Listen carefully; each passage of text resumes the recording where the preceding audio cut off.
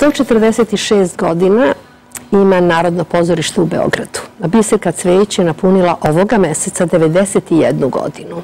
Saznajem da je dobila i veliku nagradu koja će biti uručena u februaru, to je Dositejeva nagrada. Bila sam kod nje, znate zašto? Veliki broj učenika je uvijek imala. I u našem društvu dosta ima dilema o tome kako prepoznati talente. Da čujemo ovu ženu koja ima puno iskustva i kod koje se još uvijek uči.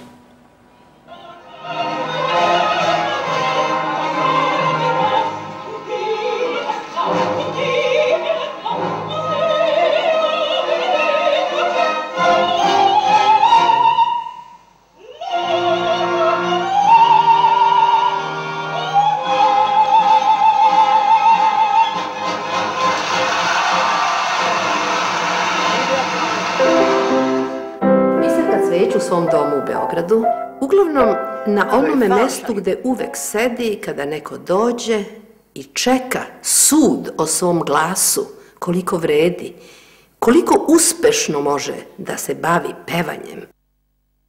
Najvažnije što me interesira u početku, to je kvalitet glasa. Kratak savjet talentovanom pevaču na početku. Strpljenje. Koliki je značaj profesora koji obučava pevača? Jako je važan. Jako je važan da bi mogao da vidi šta može bilo devojka ili momak, šta mogu oni da pevaju, koliko su muzikalni, koliko su i inteligentni. I tu treba zajedno povezati. Onda strpljenje. To je najteže. Svi hoće odmah da budu operski pevači. A treba prvo da počnu i sa vokalizama, i sa tehnikom najviše, disanje, znate, i onda izraz u tekstu, da bi taj tekst došao do publike, da uhvati publiku, da je uzbudi sa svojim tekstom, jer to je gluma u reči, u očima, u boji glasa, koja u tom trenutku formira ono što ona hoće da kaže. A to ko ima najviše, to srce, i to su velike karijere. Kad je moj Željko Lučić dobio prvi angažman u Metropolitan, ja sam došla, to je bio Gioconda. I ulogu koju sam pevala ja, Lauru, je pevala Borodina, čuvena ruska pevačica, a ovo je Željko Lučić u svom debi na Metropolitan. Onda on je bio moj student u Novom Sadu, a tu je moj Duško predavao isto, tako da je on isto s njim radio i sve. I Željko je bio jako inteligentan i osjećao je. Znate, da ne ispada prepotenka, to sam i ja imala. I onda, on je pevao ranije od drugih opera, ja inače ne dam da idu odmah u operu, nego da budu sigurni, da ne bi, jer to je fragilan instrument. To je osjetljivo, za čas se pomukne i tako. A on je slušao, on je imao tu ekstremnu muzikalnost i inteligenciju u pevanju, zato je danas maltene prvi bariton sveta. Ste ponosni? Jesam. On mi je kao sin. Svaki roditelj uvek ima želju da ima uspešno dete. Pa logično. I kada to dete lepo peva, šta vi kažete roditeljima i koji su vaši odnosi sa roditeljima koji su ambiciozni? Da, pa znate šta, ja svim roditeljima kažem uvijek da budu pažljivi, ali kad naiđe lep glas, muzikalna i vidim da je i inteligentna, jer i to je važno, uvijek kažem bez obzira, spori početak. Jer opasno je i što je jako važno, u koje ruke će da ide u celom svetu. Nema dovoljno dirijenata koji znaju da pomažu pevača. Nisu ni oni imali tu mogućnost da se razviju tako.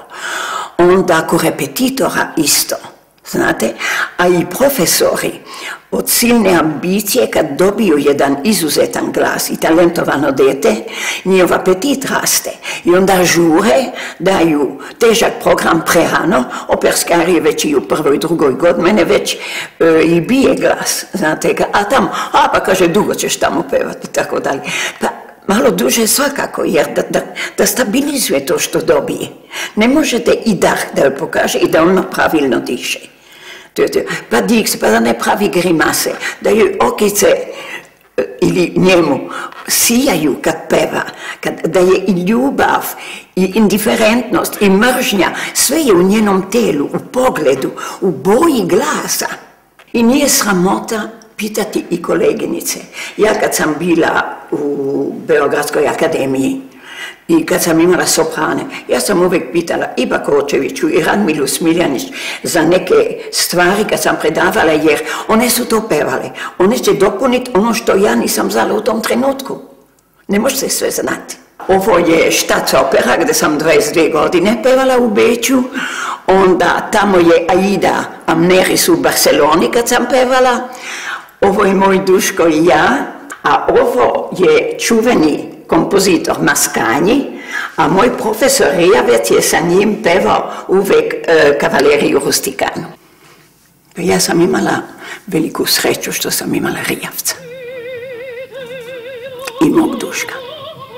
Kod mene profesor je bilo nešto jako veliko, jer ja sam došla potpuno nepismena u pevanju. Ja sam pevala, ali šlagere i pesme na ulici koje Edith Piaf u ono vreme, znate, čovjek nema para, ja sam u Belgiji odrasla. Lijepi glasova imam, ali ne uzbuđuje me. Može i mali da bude, ali me dira, uđe mi u srce. I onda radim sa još većom ljubavlju i pažnjom i čak se često puta, pogotovo sada, se jako umorim od silne pažnje i želje da im pomognem. Jer ne znam koliko ću živjeti, ja se nadam do 100. Obećala sam publici, ali i dok mogu da radim.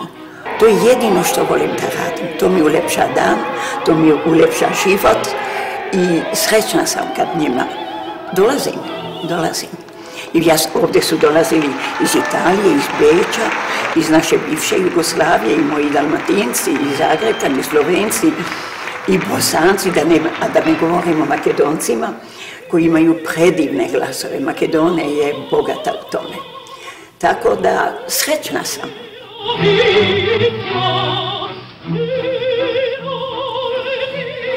Divno je sresti osobu, 91 godina, sa toliko entuzijazma, sa toliko ljubavi i željom da pomogne, da prepozna.